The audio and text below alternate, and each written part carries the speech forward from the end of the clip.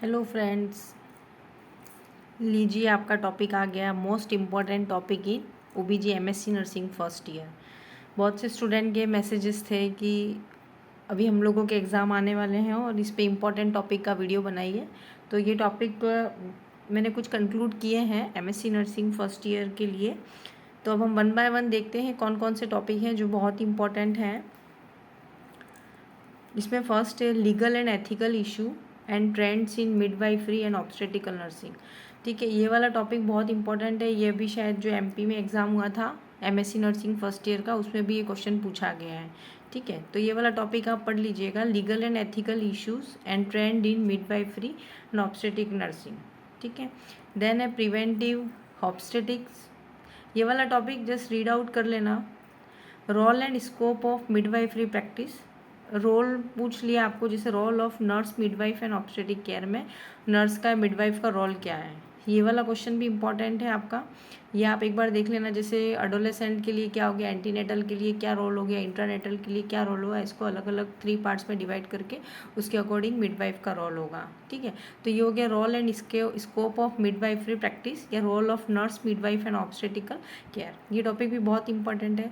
Evidence based midwifery practice, देखिए ये topic ठीक है, आप इसे पढ़ सकते हैं पर इसे छोड़ना मत, क्योंकि ये कभी पूछ लिया 7 मार्क्स में, 5 मार्क्स में आपको दे सकते हैं, तो एटलीस्ट इसके बारे में थोड़ा सा आप नॉलेज रखना है ना। हम लोग सोचते हैं कि पेपर इजी आएगा, एंटीनेटल पूछ लिया, इंटरनेटल पूछ लिया, नहीं ये नहीं है, वहीं तक ये लिमिटेड नहीं है, हो सकता है ये लोग ये वाला क्वेश्चन भी पूछ लें, है ना। तो जो इंपॉर्टेंट है, जैसे evidence based nursing midwifery practice वाला टॉपिक है, ये इंपॉर्टेंट है, ये देखना आप। देन नेक्स्ट है anatomy and physiology of human reproductive system.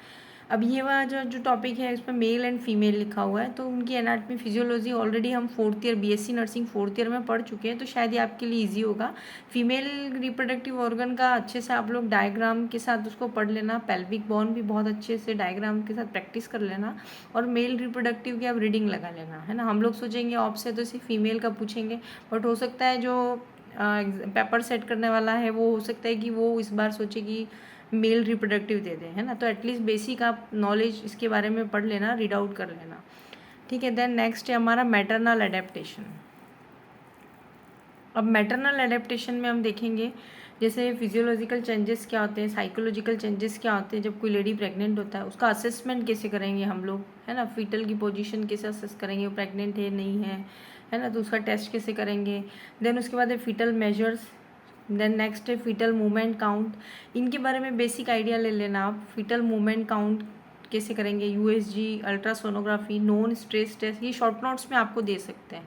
Non stress test, contraction stress test, amnioscopy and fetoscopy, just इसके बारे में 2, 3 या 5 मार्क्स में आपको अगर पूछ सकता है ये क्या है, तो जस्ट इसके बारे में एक बेसिक आइडिया ले लेना कि ये क्या होता है ना। ये बहुत इंपॉर्टेंट मैं नहीं कहूँगी, बट ठीक है, फिर भी इसके बारे में नॉलेज होना चाहिए, क्योंकि ये शॉर्ट नोट्स 5 मार्क्स में अगर आपको दे दिए, है ना, अगर जैसे 5 दे दिए, कोई भी 3 करो, तो आपको उस टाइम पे ध्यान होना चाहिए, तो एटलीस्ट 15 मार्क्स तो आपके हाथ में है ना, तो इसके बारे में आप स्टडी कर लेना। देन नेक्स्ट है diagnostic test and nursing role. वही कि देखिए ये जो एंटीनेटल है उसमें डायग्नोस्टिक टेस्ट कौन कौन से हैं वो सारे रीड आउट कर लेना, और नर्स का रोल।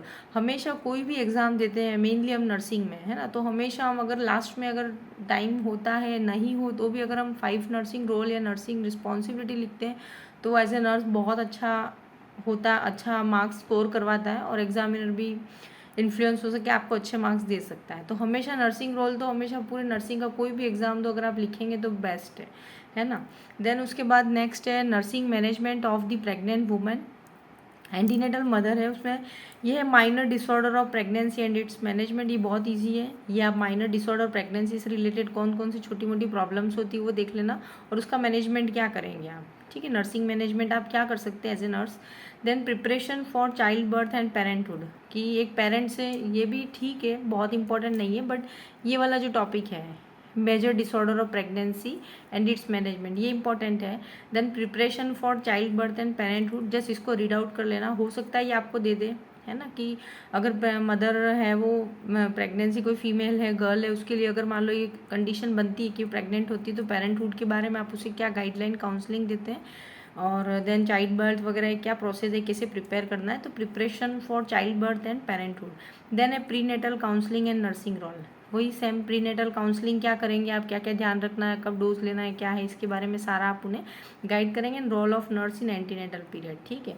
तो ये सारी चीज़ें हो गई। एंटीनेटल वाला जो यूनिट है ये बहुत इंपॉर्टेंट है। इसमें से भी फिर कुछ स्टूडेंट कहते हैं कि इसमें से और इम्पोर्टेंट निकालो, तो उसमें से इम्पोर्टेंट निकाले। बट मेरा आपसे ये कहना है कि जो आपकी ये यूनिट है इसको आप पूरा एंटीनेटल वाली यूनिट में जितने भी टॉपिक उनको बहुत अच्छे से एक बार रीड आउट ज़रूर कर लेना।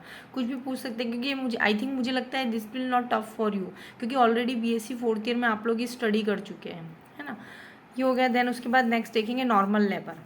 एंटीनेटल हो गया, लेबर हो गया, पोस्टनेटल हो गया, ये टॉपिक तो हमें याद करने ही है और ये ऑलरेडी हमारा पढ़ा हुआ है, इसलिए इतना टफ नहीं होगा, ठीक है। तो आप ये वाला भी पढ़ लेना। नॉर्मल लेबर में वही लेबर की जो 4 स्टेजेस होती हैं, फर्स्ट स्टेज कहाँ से कहाँ है, सेकंड, थर्ड, फोर्थ कहाँ से कहाँ है, वो एक तो आपको नॉलेज होना चाहिए।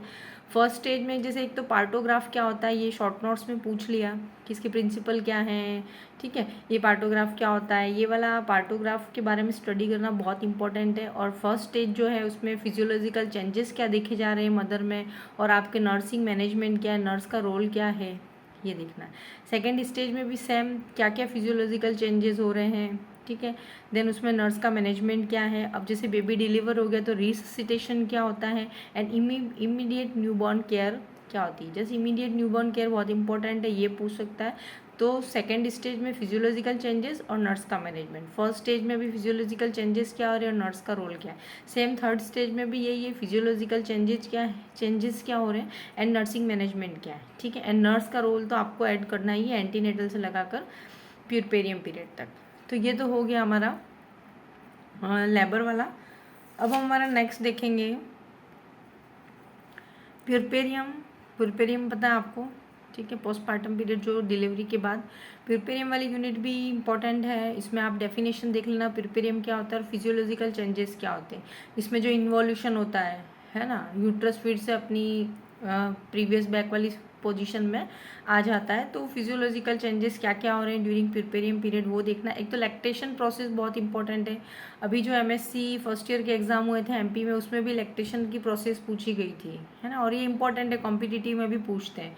एक्सक्लूसिव ब्रेस्ट फीडिंग देखना है, बेबी फ्रेंडली हॉस्पिटल इनिशिएटिव, ये टॉपिक ईजी है, जस्ट इसको रीड आउट कर लेना। And management of mother during puerperium, ठीक है। क्या क्या मैनेजमेंट कर सकते हैं जब मदर प्यूरपेरियम पीरियड में होगी। एक और ये था कॉम्प्लिकेशन ऑफ प्यूरपेरियम, बट मेरे को ठीक लगा, मैंने इसको कट कर दिया, मोस्ट इंपॉर्टेंट नहीं है, बट आप इसे एक बार रीड कर लेना, ठीक है। इसके बाद नेक्स्ट है इसेंशियल न्यूबॉर्न केयर, बहुत रिक्वायर्ड होता है। क्या क्या इसेंशियल न्यूबॉर्न केयर है, ये भी आपको 7 मार्क्स में 5 मार्क्स में पूछ लिया, ठीक है। ये आप स्टडी कर लो।